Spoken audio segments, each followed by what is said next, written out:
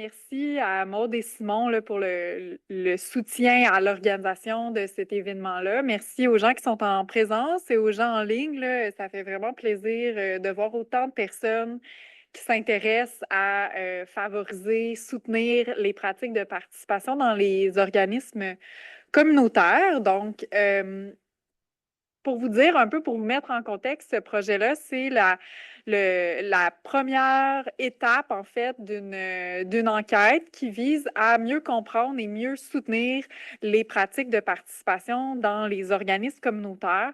On sait que les pratiques de participation, en fait, sont un gage de réussite des interventions dans les milieux communautaires. C'est un gage d'accès à une forme d'autonomie. Ça peut agir de manière préventive au niveau des familles. Ça développe des ressources pour que les parents puissent agir dans leur communauté. Donc, ça renforce, là, en d'autres mots, l'empowerment des familles. Et les organismes communautaires, en fait, sont des lieux tout désignés pour renforcer, pour former les parents à une prise de parole, une prise d'action, étant donné que c'est des espaces qui sont basés sur des valeurs d'ouverture, de solidarité, d'inclusion. Cela dit, on sait que les pratiques ne sont pas parfaites, même s'il y a des pratiques, en fait, desquelles on peut s'inspirer dans les milieux communautaires. Il y a toujours de la place à l'amélioration, puis c'est un peu le point de départ, en fait, de notre projet qu'on vous présente aujourd'hui. Donc, ben, d'abord, merci à celles qui partagent le micro avec moi, mais je voulais aussi saluer les collègues qui ont développé le projet au départ avec moi. Donc, Sylvie Lévesque, qui est à la retraite maintenant, mais qui était là au départ là, de la Fédération des associations familles monoparentales et recomposées du Québec. Chloé Dauphinet, en fait, qui a pris le relais de Sylvie, et Marie-Pierre qui a pris la balle au bon. Donc, on a la chance vraiment d'avoir toute l'équipe qui a mis les mains dans le projet. Donc, merci beaucoup, Marie-Pierre, d'être là. Merci aussi à Christine Gervais, je l'ai vue en ligne, là, qui a participé aussi à la réflexion, l'idéation du projet de Christine Gervais, qui est professeure titulaire en sciences infirmières à l'UQO. Et merci aussi à Philippe Paco, qui est chargé de projet d'enquête statistique et de partenariat de recherche au ministère de la Famille. Donc, c'est vraiment avec cette équipe-là. Puis, on a eu la chance que Colline vienne se joindre à nous à ce moment-là comme étudiante, doctorante. Bientôt docteur maintenant, comme auxiliaire de recherche là, au départ du projet. Donc, ce qu'on vous propose, en fait, au départ, c'est une petite présentation de la fédération, puis ensuite, on va travailler, on va vous présenter plus en profondeur là, le modèle conceptuel qu'on a développé. Donc, Marie-Pierre, je te passe la parole. Merci, Annabelle.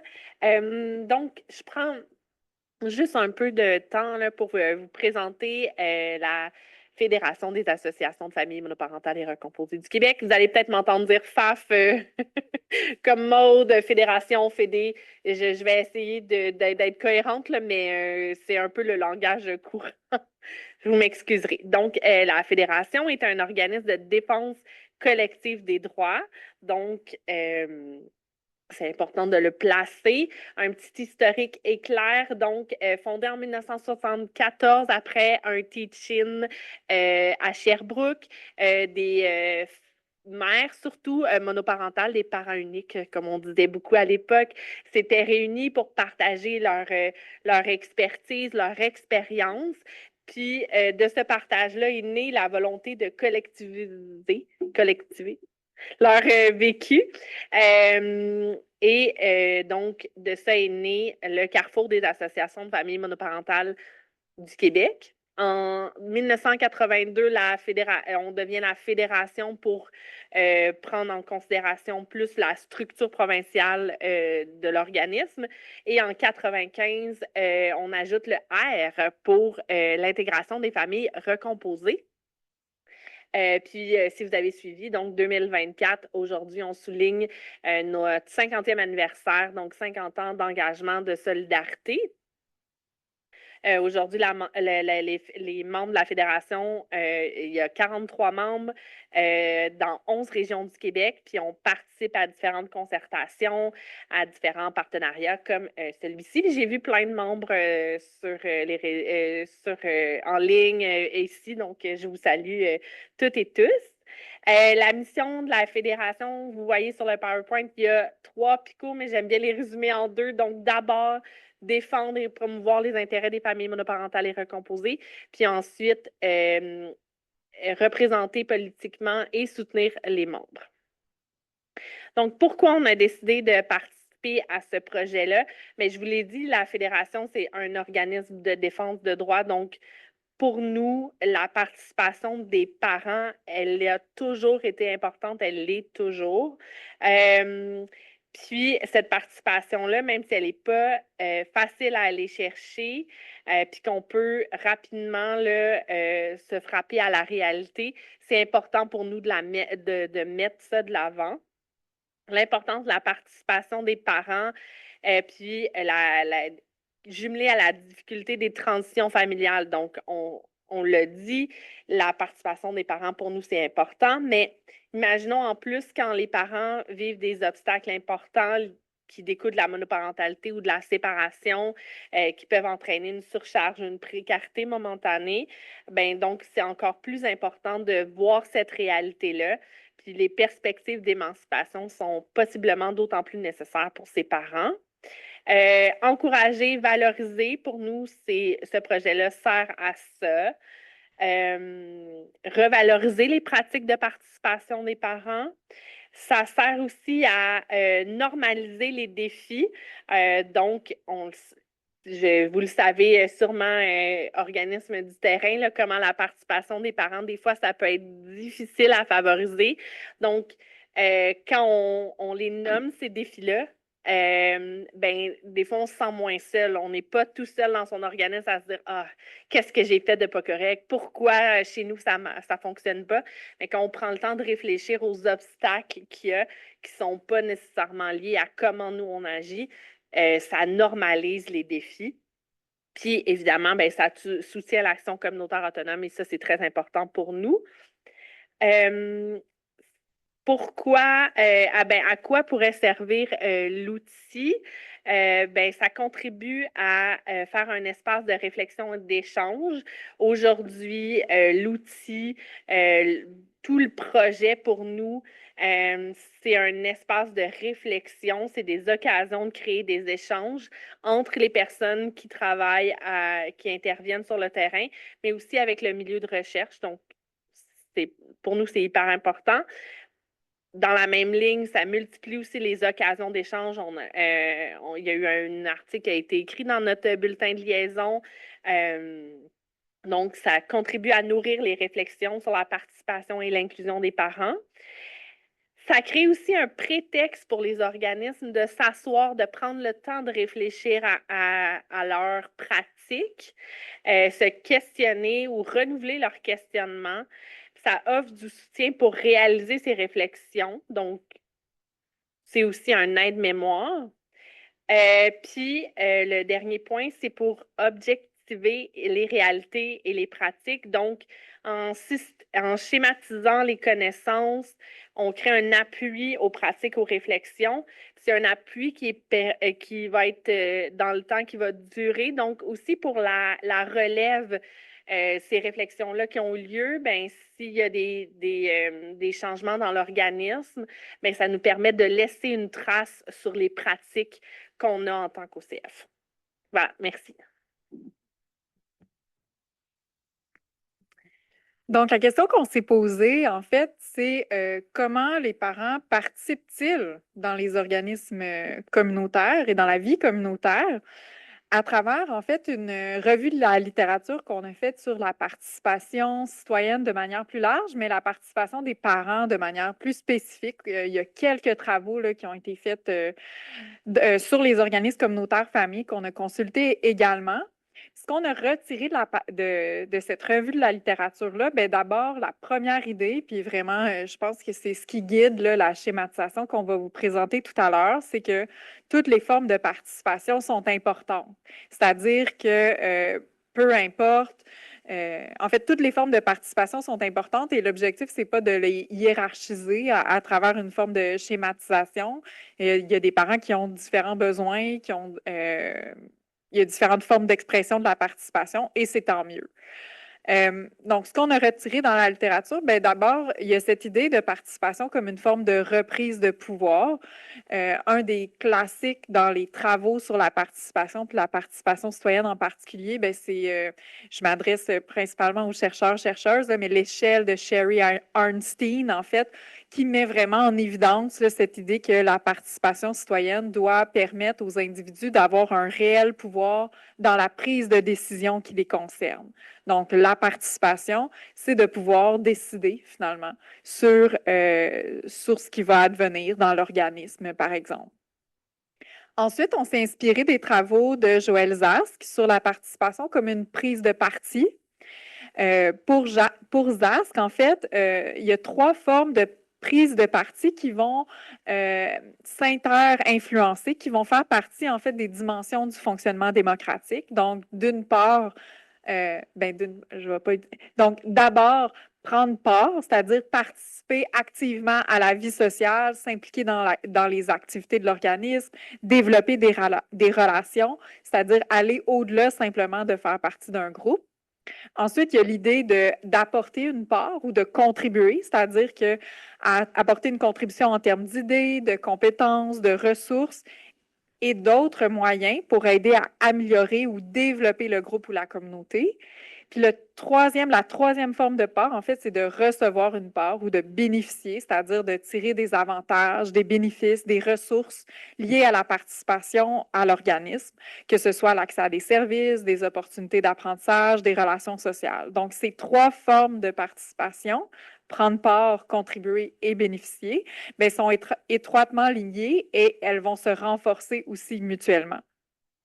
Un peu dans le même ordre d'idée, il y a le travail de Panet Raymond et de ses collègues qui vont utiliser un peu cette image de passer d'un client ou d'un consommateur de services dans les organismes communautaires à une citoyenneté engagée ou active dans la vie des organismes. Donc, il résume ce passage-là dans la phrase qu'on a utilisée pour le titre, là, passer du je au nous et puis du ensemble. Donc, s'aider soi-même, aider les autres seuls, puis ensuite s'entraider collectivement. Donc, c'est une idée qu'on a retenue pour vous présenter le schéma. En terminant, en fait, il y a l'idée aussi de la participation comme une forme d'empowerment. Au-delà de la question du pouvoir, de la question de la contribution, mais comme je le disais tout à l'heure, les organismes communautaires sont des lieux tout désignés, en fait, pour enrichir l'expérience parentale, puis soutenir l'empowerment des familles. Donc, on s'est entre autres inspiré là, du travail que Jean-François René et ses collègues avaient fait là, sur la participation des parents de manière plus explicite dans les organismes communautaires et aussi des travaux qui ont été faits avec la démarche Agora. Donc, pour témoigner de l'impact positif que les parents peuvent vivre en participant. Donc, ça nous a permis de faire un schéma qui s'inspire en fait de ces 3 dimensions-là que je vais laisser Colline vous présenter. Donc, on a pu voir dans la littérature qu'il y avait une diversité de pratiques d'engagement donc dans les organismes communautaires. Et à partir de ça, on a fait donc le fameux schéma dont on parle depuis tantôt, qui repose sur 3 pouvoirs qui sont favorisés par la participation. Donc, prendre part au jeu, contribuer au nous et bénéficier ensemble. Alors, ce qu'on voit, c'est que ce ne sont pas des stades où, en termes de progression, là, ça se veut vraiment des étapes dans lesquelles les parents peuvent comme entrer à différents moments de différentes manières. Et donc, on le voit vraiment comme une sorte de gradation, de reprise du pouvoir, de la capacité d'agir donc des parents. Et donc, c'est pour reconnaître, donc, on passe d'une sorte d'empowerment individuel, donc qui est le fait d'accéder à des services pour finalement parvenir à une sorte de participation plus collective, donc qui répond de l'intérêt de participer à la vie communautaire. Donc, prendre part au jeu, le premier pouvoir qu'on présente, c'est au début le fait qu'il y a c'est notre propre projet parental, c'est le fait de répondre à ses besoins en accédant à des services qui prônent une certaine forme d'autonomie. Et donc, ça permet aux parents de développer des compétences puis des connaissances en termes de parentalité. Et donc, finalement, ça développe l'autonomie dans le développement des parents. Après ça, la deuxième étape, c'est qu'ils vont finalement développer des sortes de liens sociaux au sein de l'organisme de manière formelle ou informelle. Et donc, ils vont finalement contribuer au nous. Donc, c'est vraiment le fait de participer à un projet qui est plus grand qu'eux. Et c'est une implication qui est renforcée par une sorte de sentiment d'appartenance à l'organisme. Donc, par les liens sociaux, ça crée une sorte de pouvoir de cohésion qui s'établit entre eux et l'organisation. Et puis ce qu'on voit finalement au fur et à mesure du temps, c'est qu'après ça, il y a une volonté de bénéficier ensemble. Donc, c'est le fait de consolider, de développer, consolider un pouvoir, mais de mobilisation plus collective qui peuvent être, par exemple, politiques ou à des fins pour répondre à des enjeux de société, par exemple. Là, je vais vous présenter donc plus en détail chacune des formes de pouvoir qu'on vous présente en l'illustrant par des expériences vécues qui ont été rapportées dans la littérature, donc surtout avec l'enquête de René. Alors, ce qu'on voit au départ, c'est que c'est le fait de répondre à des besoins. Donc, ça peut être autant des besoins matériels, sociaux, psychologiques. Quand on y pense, c'est par exemple le fait que les organismes proposent une aide alimentaire, un soutien psychologique, qu'ils offrent des produits de première nécessité, comme le lait maternisé, les couches. Donc, tout ça, ça fait en sorte que les organismes communautaires ont deux rôles. Un rôle de soutien pour les parents et un rôle d'intervention d'urgence. On peut penser, par exemple, à l'accessibilité au logement ou, par exemple, dans les situations de violence conjugale. Alors oui, au départ, c'est dans une forme pour briser l'isolement. Ce qu'on voit, par exemple, on va l'appeler Marie, c'est qu'elle, c'est une mère monoparentale qui utilise le comptoir vestimentaire pour ses enfants. Et donc, oui, au départ, c'est vraiment pour accéder à des services, mais il y a aussi une volonté d'autonomie qui s'acquiert au fur et à mesure qu'elle revient dans l'organisme. OK? Alors, on voit donc dans une sorte de passage progressivement qui se fait dans la recherche de services au départ, avec une volonté ou une implication qui se fait dans des activités informelles ou dans des activités de groupe. C'est par exemple le fait d'être dans l'organisme, de parler à quelqu'un, comme on voit ici, mettons, on va l'appeler Marie-Pierre, qui s'adresse à Carole, puis au fur et à mesure, il y a comme des liens sociaux qui se créent. C'est peut-être pas grand-chose, mais ça crée une sorte de lien là, qui s'opère et qui fait en sorte que les gens sont plus à l'aise dans l'organisme. Alors, ces activités-là, qu'elles soient informelles ou plus de groupe, il peut y avoir des ateliers de développement de l'enfant, des soutiens à la parentalité. Donc, on peut penser, par exemple, au déjeuner-causerie, au café-rencontre, aux cuisines collectives ou à des événements comme, par exemple, Noël. Bientôt, c'est Noël. Fait que la cabane à sucre, les pommes. Il y a aussi des possibilités, il y a comme des Renouvie, par exemple, offre aussi des formations. Donc, c'est par exemple les mères ados, une sorte de rencontre pour discuter justement la réalité de l'adolescence, où il n'y a personne de parfait. Donc là, pareil, c'est sur la négligence parentale, ou Samedi de m'en sortir sur les enjeux de séparation. Alors, c'est comme des sortes d'activités qui sont proposées où le rôle et l'attitude de l'intervenant ou de l'intervenante est essentiel parce que ça crée vraiment une sorte de lien de confiance entre les parents et les membres de l'organisme et les employés, par exemple. OK? Et donc, ça fait en sorte que progressivement, il y a une appartenance au groupe et finalement une volonté de contribuer et de redonner, en quelque sorte. Et donc, c'est pour ça qu'on arrive à contribuer au nous. Alors, au début, donc c'est une implication qui est renforcée par un sentiment d'appartenance.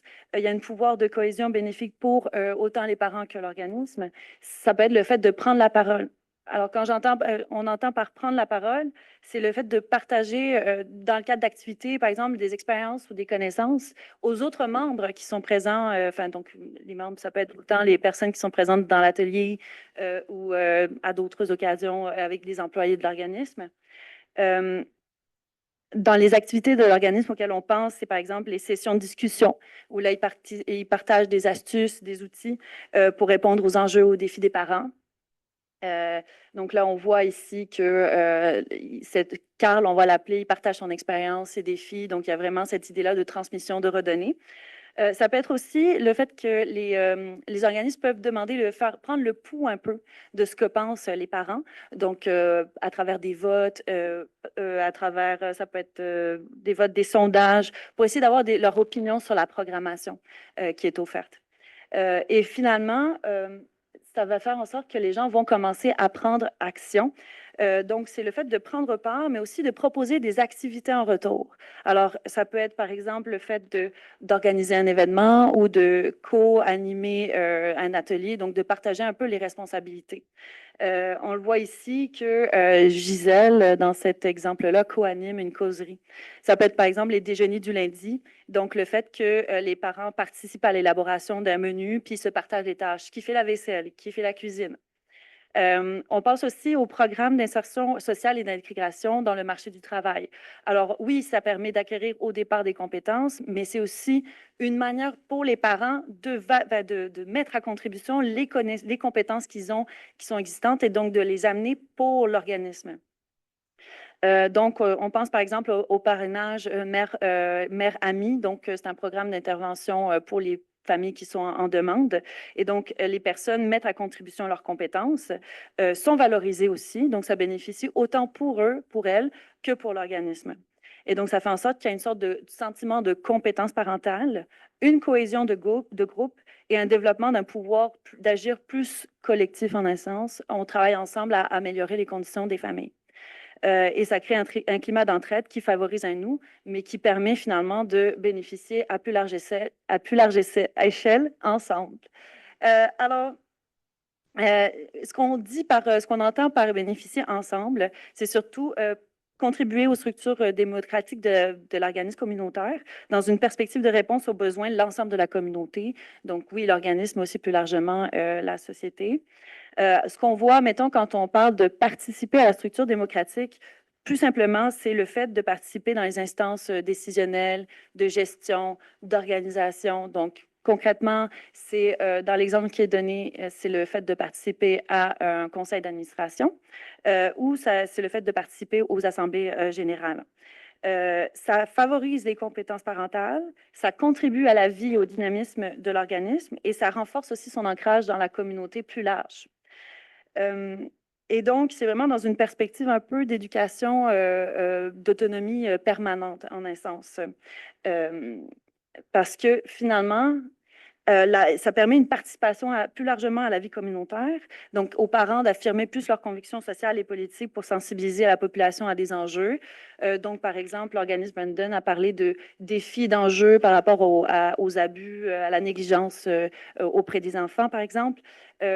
Ça peut être concrètement, c'est quoi participer à des manifestations politiques? On le voit dans l'exemple, c'est pour s'opposer aux rénovictions, toute la crise du logement. Mais ça peut être aussi le fait de participer à des tables de concertation pour répondre à des enjeux proprement communautaires ou, par exemple, à prendre la parole auprès ou à s'adresser auprès des élus locaux. Mais ça peut être aussi participer à des projets de recherche comme le nôtre ou sinon d'autres qu'on a pu référer, donc autour des familles. Agora, c'est vraiment un projet qui a été mis en place pour que les familles puissent donner leur point de vue sur la manière dont était pensée l'autonomie. Et Optique Famille, ça, c'est vraiment avoir des expériences de famille sur leur vie dans les différents organismes qui existent au Québec. Alors là, on parle d'une participation qui est autour de l'organisme communautaire, mais ça peut être aussi à l'extérieur.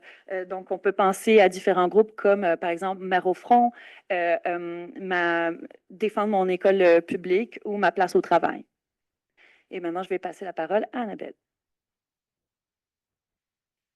Donc, avant de conclure, on avait, en fait, j'ai 5 à 7 minutes pour vous parler des défis liés à la participation des parents, ce qui est quand même assez rapide et je vois beaucoup d'expertise aussi parmi les personnes présentes. Là. Donc, j'espère qu'on pourra échanger davantage sur le sujet. Ben, d'abord, peut-être commencer avec certains défis qu'on pourrait résumer là, en 3 points. D'abord, des défis qui sont liés aux conditions des parents, c'est-à-dire que la participation, je ne sais pas si tu veux avancer la diapositive. Voilà.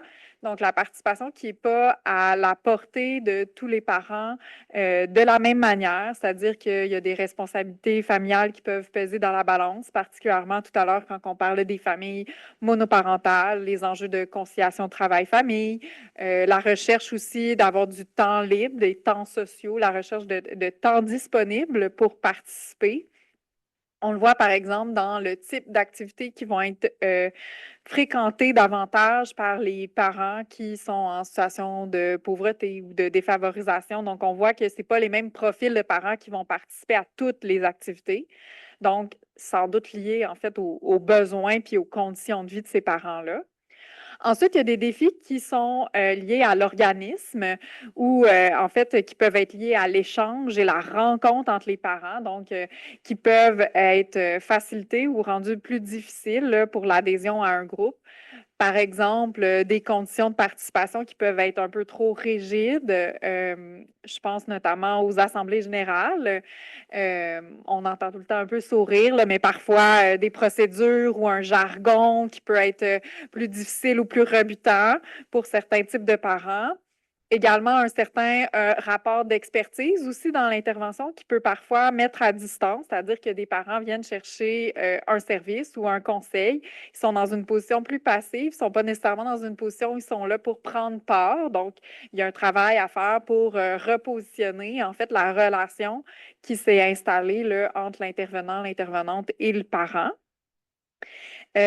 Ensuite de ça, des défis peut-être qu'on pourrait qualifier de plus structurels liés à la participation des parents. On sait que les emplois sont de plus en plus précaires, de plus en plus mal payés, des horaires de travail plus difficiles, des prestations à l'aide sociale qui sont de plus en plus difficiles à obtenir et moins généreuses dans un contexte où le coût de la vie augmente. On sait que les parents peuvent vivre aussi beaucoup de crises, l'augmentation des inégalités socio-économiques, le stress, etc. Et évidemment, nos pratiques d'intervention, hein, on n'est pas hors du monde, elles sont aussi traversées par des rapports sociaux qui vont conditionner notre environnement. C'est-à-dire, on peut penser à la question du racisme, de l'hétéronormativité, la question du genre. Qu'est-ce qu'on va demander, par exemple, aux papas qui vont participer dans notre organisme versus ce qu'on va demander aux mamans? On peut observer certains biais de genre liés à la normativité parentale, par exemple. Et au niveau des obstacles, donc j'espère qu'on va pouvoir en parler plus longuement là, dans la discussion, mais peut-être pour lancer la discussion. Puis ensuite, au niveau des leviers à la participation, en fait, ce qui a été identifié là, dans la littérature, sur les organismes, ce sont des choses qu'on contrôle un peu plus facilement. Les organismes ont en fait toute une créativité là, quand même qui est digne de mention pour inclure le point de vue des parents, que ce soit dans la création de la programmation, des boîtes de suggestions, des sondages. Colline en a parlé tout à l'heure. Il y a aussi un travail de formation qui peut être fait pour accompagner les parents, pour donner des formations, des co-formations. Souvent, on voit, par exemple, une personne intervenante avec un parent. Donc, pour faciliter la prise de parole puis la prise d'action. Une attention aussi importante, en fait, au climat et à la place de l'informel. Hein, ça ne se fait pas nécessairement naturellement. La rencontre entre les parents, donc le rôle de l'intervenant ou de l'intervenante dans le milieu de vie va être super important pour servir de médiation, pour parfois défaire des préjugés, pour faciliter la rencontre, trouver des points communs dans les situations que les parents peuvent vivre. Et sur les structures décisionnelles, il y a plusieurs personnes qui sont mieux placées que moi pour donner des exemples, mais on peut souligner toute la créativité que les organismes communautaires ont mis en place là, pour avoir des assemblées générales plus festives, des modalités de prise de décision plus flexibles, faciliter les processus démocratiques, vulgariser comment on prend des décisions collectivement. Je voudrais aussi mentionner, en fait, au niveau de l'inclusion d'une diversité de parents, encore à petite échelle, en fait, mais néanmoins, il y a plusieurs organismes communautaires qui ont vraiment développé des expertises ou qui ont su se mettre en lien avec des populations particulièrement marginalisées. Je pense notamment à des familles réfugiées, des familles immigrantes, des familles monoparentales. Donc, dans le cadre d'un projet à venir, là, on va tenter de documenter cette expertise-là puis de voir comment ces pratiques-là peuvent venir informer les pratiques des organismes communautaires de manière générale. Et puis, sur les conditions de vie des parents, ben, c'est certain que l'engagement dans la lutte dans la pauvreté, on parlait de défense de droits tout à l'heure, mais par exemple, s'opposer au calcul du coût des pensions alimentaires dans les prestations d'aide sociale, l'accès à des services à faible coût, c'est toutes des mesures, en fait, là, qui tiennent compte des barrières structurelles à la participation. De manière plus concrète aussi dans l'organisme, mais toute la question de la possibilité d'avoir une halte garderie, d'offrir des collations, d'avoir une flexibilité au niveau de l'horaire. Évidemment, on arrive là, c'est tout un lien avec la question du financement puis du sous-financement des organismes communautaires, mais néanmoins, il y a des choses qui peuvent être mises en place là, de ce côté-là. Donc, avant de conclure, peut-être vous dire quelques mots sur la vignette qui a été, qu'on vous a présentée. En fait, cette vignette-là, elle est disponible sur le site du Partenariat de recherche Famille en mouvance. Elle se retrouve dans le chat de la rencontre. Merci, Simon. Et en fait, il y aura un article scientifique là, qui va être publié dans les prochains mois avec les collègues pour développer là, davantage cette idée de la participation des parents. Et pour celles qui veulent déjà un article publié, en fait, vous pouvez aller voir dans le bulletin de liaison de la Fédération. Il y a un court article là, qui a déjà été publié. Donc, n'hésitez pas à prendre contact avec nous pour aller plus loin. Et comme je vous le disais, là, je suis toujours à la recherche d'organismes qui seraient intéressés à pousser plus loin la réflexion sur la participation à travers une démarche de photo-voix avec les parents dans leur organisme. Donc, n'hésitez pas à m'écrire. Mes coordonnées sont sur la prochaine diapo. Merci.